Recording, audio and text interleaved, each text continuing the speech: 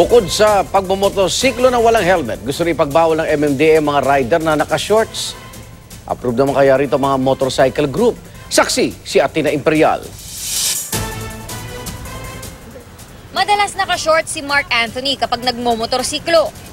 Komportable. Komportable. Ang mag-asawang natsyempohan naming nakamotorsiklo rin, kapwa naka-shorts at nakatsinelas. Ang mga ganyang diskarte gustong mabago ng MMDA.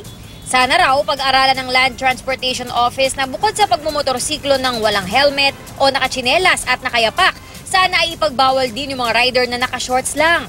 Kailangan i-upgrade na natin kung ano yung safety. At ngayon, kung yung safety na yan talaga sa mga riders, we will call all parties na nakakaintindi dyan and each one of us will recommend what is good for the rider. Kasama rin sa imumungkahi ang pagsusuot ng rider ng protective gear at clothing gaya ng leather jacket at leather boots bilang proteksyon na rin. Sakaling ipatupad ang rekomendasyon, madaragdagan ang regulasyon ng LTO para sa motorcycle rider.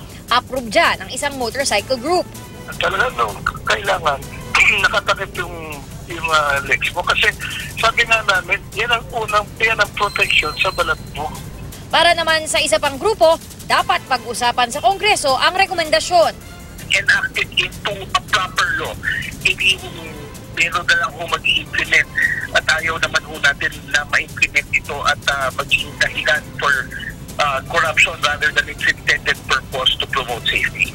Para naman sa ilan pang rider, kunwari, expressway ka talaga yung EDSA, siguro pwede bawal talaga yung naka-short ka kasi main road yun eh. pero kapag kayong maliliit na kalsada lang po. Mga dito lang po, di naman siguro. Atina Imperial ang inyo, saksi!